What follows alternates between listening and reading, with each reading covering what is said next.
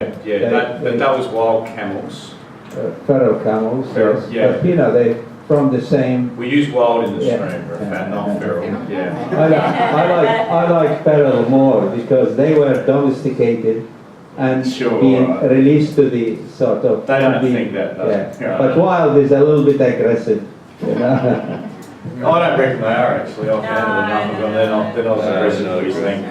All right. So what I'd like to do now quickly is give Lauren Brisbane an opportunity just to talk with you about the Australian Camel Industry Association, how they operate, what they've done. But we've only only 5 minutes. I've told everyone 5 minutes.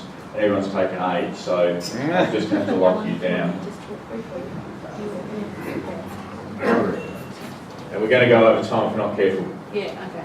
Can we just skip that time? Who here has to go up 4 on the dot?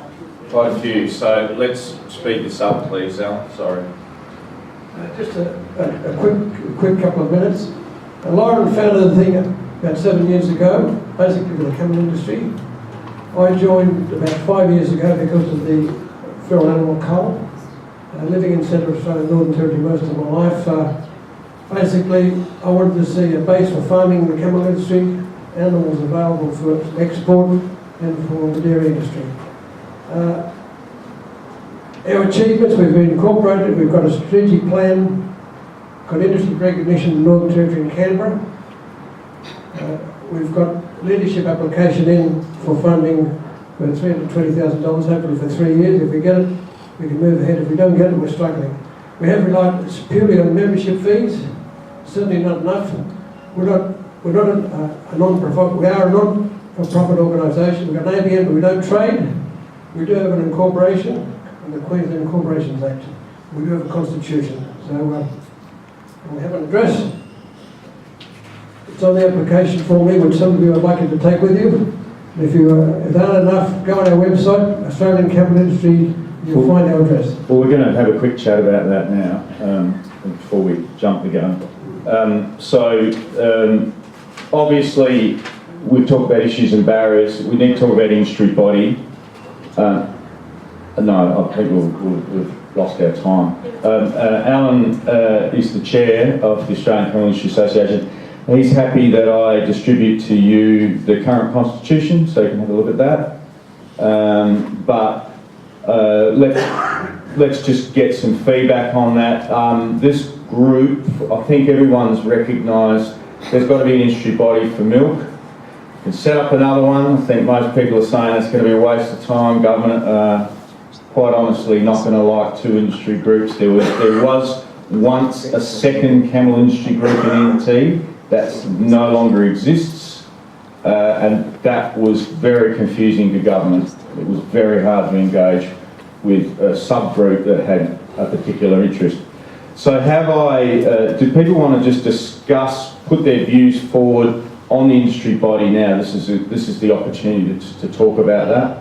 So I'm going to hand the microphone over to people who want to make some comments. Did you guys want to make some comments tonight? I'll just jump in.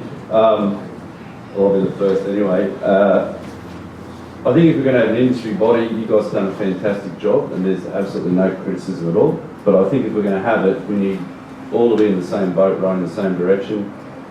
Articles of Association with the Constitution needs to bail at everyone, which you've done. We need to have voting on a board. We need to decide how many should be on a board, what the roles should be on the board. There should be a strict governance structure around that and a communication program around that. The strategic direction for the association, in my view, should be reviewed by everybody here. We should have an open forum to all stakeholders, not just us in the industry, but once we get our views, we should open that up to academics and other people that are interested so that we get everyone's view. None of us know everything at any point in time, and none of us have the right ideas all the time, so we really need to kind of do that. I think audited accounts, there's all these things that come with having an association. I think that needs to happen, and if we have something like that that's open and transparent, everyone feels like they're engaged, I think we'll get everyone really gripping in and doing something. I think we'll achieve a lot more. Sure. I think, that's a good point. Anyone else? Yep. Yeah, I just want to also say thank you to Lauren. I think what she's done for us as an industry, she's given us a name and a face, and if it wasn't for her voice in the last few years, we wouldn't have had any. And I do agree with Jeff, we need to have a united front where the Australian industry body represents Australia. And there's so much synergies for us to work together. I don't want to bring the bad publicity again, but you know, we have a huge opportunity to put our resources together as an example, as one simple example of having crisis management PR with people like Camel who have a footprint across all of Australia and represent the industry. And I think we could have come out of it flying because there's so much value and great things we can already talk about camel milk. And that would have been a great opportunity to really boost media attention on the positive and really turn that around. And this is just one of quite a few opportunities I think we have if we unite and put our resources together. Anyone else want to make some comments about this? Yes. With that, I've agreed sort of with what's being said here. We've actually been members of the association, but don't know a really lot about it. How, I suppose for Lauren, how far do we have to go, or what's involved in that to making what we're sort of saying here a realism? Like, what money is involved? Obviously, are people volunteering this, or like, when are we at this stage if we're going this way? Okay. It's an incorporated not-for-profit organisation. Up until now, it's just been representing the industry and being a voice for Australia. But we absolutely recognise that it now has to change. And I think that the members that have been in here so far, while they still want to stay as members, absolutely recognise there's a change of guard because this industry needs to move ahead. And I think there's a lot of tired people, really tired people, you know, who have sort of beat the pathway along those, you know, government pathways where we've got a great reputation. But actually using it now, using the association as a forum for everybody to come together and actually push ahead. And I absolutely agree with Jeff, this is what we've got to do. We do have a constitution, we do have audited accounts, we have done everything, you know, basically properly. But getting that information out to people more regularly and having regular meetings where people have a forum which to speak and be heard and actually, and there's outcomes out of it, and we integrate with people around Australia, our researchers, you know, the marketing people that we desperately need, and, you know, and there's certainly more connectivity with the right people, both in research and also you know, that can assist the industry to move along. So that's where we're up to at the moment. What we're hoping from this forum is that we get the membership and those people, and we start running those meetings, and then we use those people to move forward and really become the new members that are moving the industry forward. You know, with all those ideas and fresh ideas and that you know, that power to move ahead. Sorry, just one more quick thing. I've just been thinking too, a lot of things now are done via correspondence, because obviously everyone's put their own time and effort to be here in Adelaide with accommodation and everything like that. We all reach out of our own back pockets or our company's back pockets, you know, whatever. But for something like this, we certainly want to be involved, and so does I think everybody here does. So to be able to literally get up to Queensland or across to Western Australia, wherever we're going to go, doing it via correspondence seems a lot more that's a sustainable way. That's exactly how we run our meetings. We actually we run. Yeah, to me, well, I used to be on the board. I'm not now. I wanted to stay out of conflicts of interest. But we would have once a year annual general meeting with meet in person, which is, you've got to do that, and you make that an event where you have speakers like this, and so then you've got reason to come to that, not just for a meeting. But most of it was done remotely by correspondence, and look, I'm on the board of I don't know how many NGOs and companies and whatever. It's a long list, but I felt that it was run really well. Everything's documented, agendas from the past meetings, all of that, minuted, you name it. So I don't think, from my perspective, there was any governance issues. I think it was just a bunch of worn out people, really, and inevitably things drop off a little bit when that happens. There's still meat process representation on it. Gary Marrick, for example. Who else? Alex Knight and his group are members. Knight, Indigenous representatives, suppliers, you know, a variety of people in the industry. Yeah. And as we all know, Nanandara Camel Company are considering a camel milk operation as well. So for them, that couldn't be here, but they're certainly interested in the space. So I think, is there anybody else who wants to make a comment to that effect? I think we're getting to a point where we've got a decision, is that right? No one's bound to anything here. I know there may be individuals who are still a bit, well, do I need to? But can I? Don't leave it loose. I was going to get a show of hands and that was all. It's not a vote, but what's our show of hands here on membership to the Australian Camel Industry Association with all those caveats that people have put to it now? Is that show of hands? Is that a majority? It's generally a majority. That will do. Okay, so I'll leave it at that. That seems to be the best direction to go rather than set up another body. And what I'm now thinking is that a lot of what we've done today now needs to transfer across to that body. Okay, and what I will do, we will do is, well, originally the idea is all this videoing, PowerPoints, proceedings would go on the Reddick site, but I'm thinking now it goes on the Australian Camel Industry Association site. It's not a Reddick problem then. Okay, you happy with that? Good. You would put a link from Reddick directly to. Why not? Yeah, and there was another idea. There was another idea in the group have another form of communication, like Facebook or something like that. What was that? Who told me that one? Just another forum. It was Margie, was it, who put that up? Look, that needs to be managed, but there certainly should be a way for people to drop box or whatever material and communicate via that site.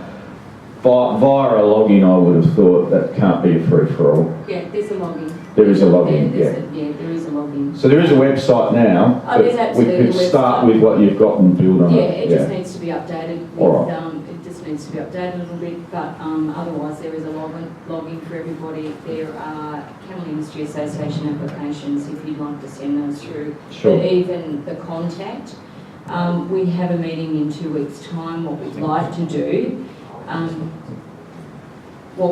do is invite everybody to come to that meeting in 2 weeks' time.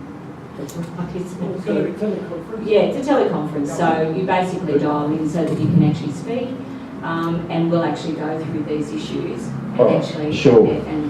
But talking with you, there's an annual general meeting when? October. In Brisbane. So if I email the Constitution to everyone, I've got everyone's email, I think, you can review that, and that would help because the time to change a Constitution, if in fact it needs changing, is at the AGM. Otherwise we've got to call a special general meeting and that's a big pain in the neck. So the good thing about an October meeting is potentially we could do a follow-up on this but that's potential. So what are we going to do?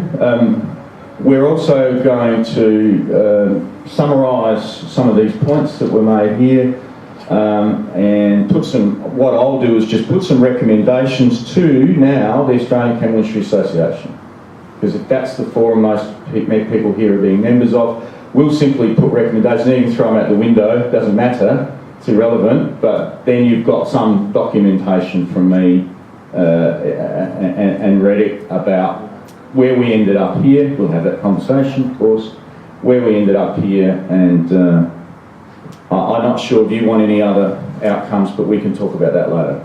Yep. Yeah, nothing to say except 13th of September's Women in Agriculture Awards in Canberra. Right. If that fit into your Okay. meeting plans. Did you have a quick question? Yeah, I just wanted to kind of ask everyone, you're willing to wait till October to make a decision on the association? Are you going to do an open email to everyone with the Constitution and da-da-da? Absolutely. I mean, should we, like how many are on the board?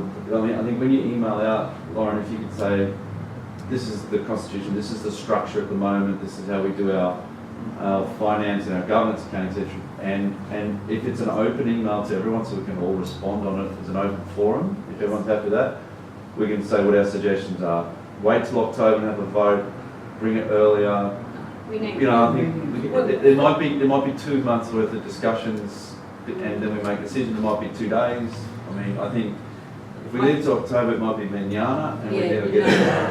I'm not in any way, shape or form suggesting October. I think that the sooner that we get people, we get people online and engaged and in discussion, and we're moving ahead with these recommendations, the sooner the better, not waiting till October. If even 50% of this group become members tomorrow, that's enough to outvote everything else that's going on anyway. So I'm not sure we have to be too speedy with it, but yeah. Look, I think there is. And the industry needs to move ahead, and everybody's here for a reason. They're here because we want to move the industry ahead. Having an industry body going around doesn't give anybody any comfort. So the fact that we get moving and it has some direction straight away is really important for the people here. Everybody's put a lot of money into come here, and it's important that's honoured. Okay. Good. Anybody else want to put a comment?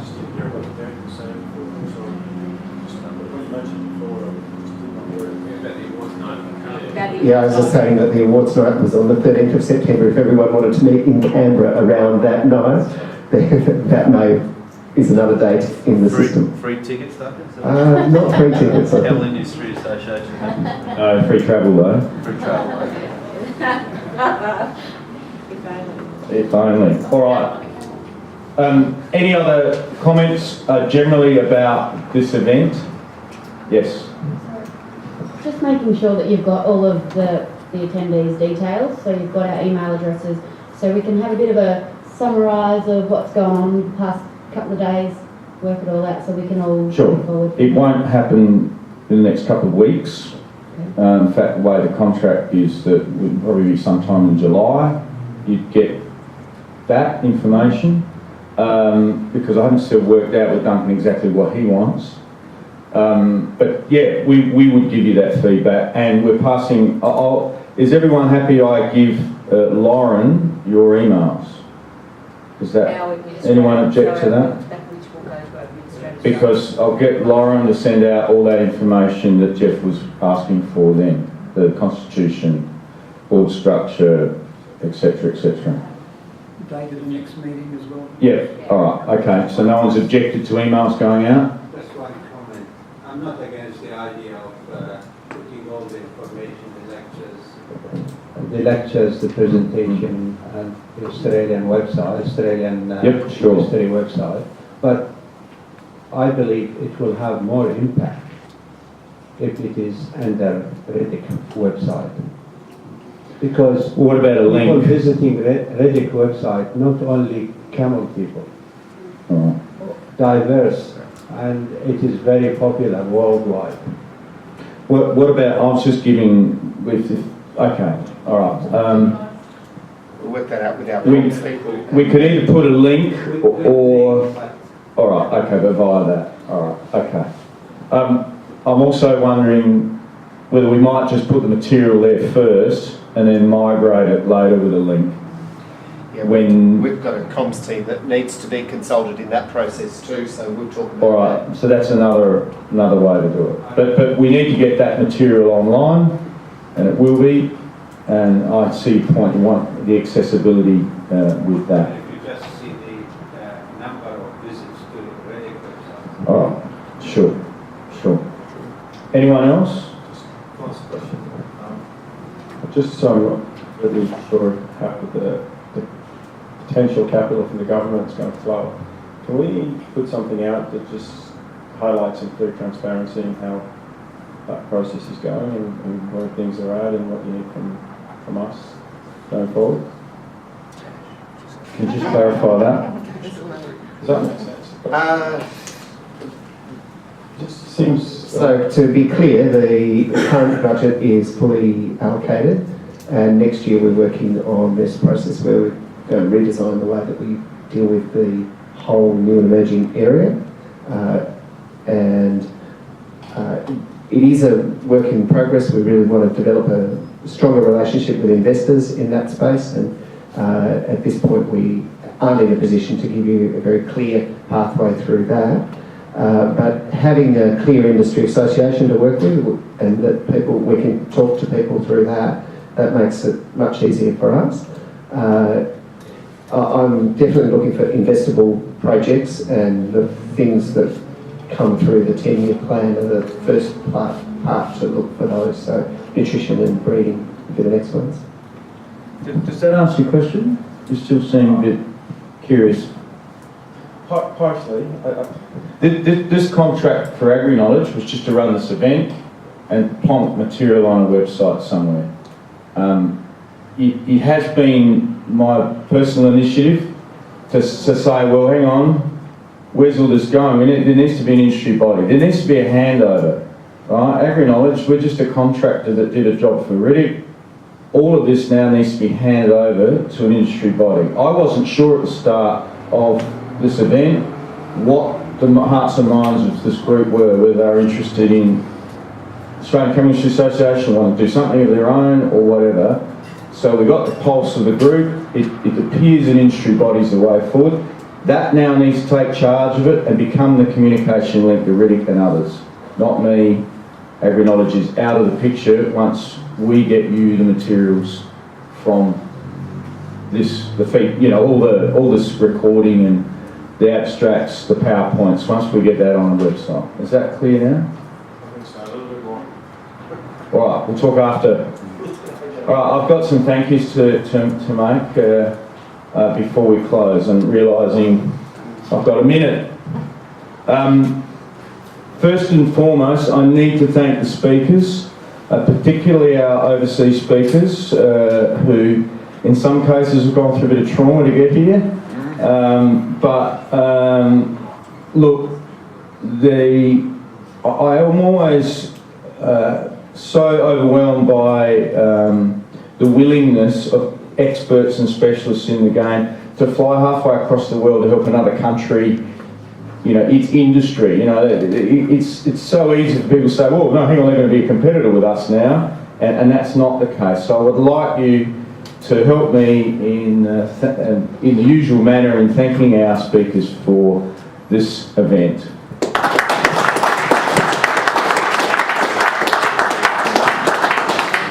And I'd also like to thank you, the group, for being open and willing to share ideas. All of us, me included, were a bit apprehensive about how the communication barriers would break down, but they have.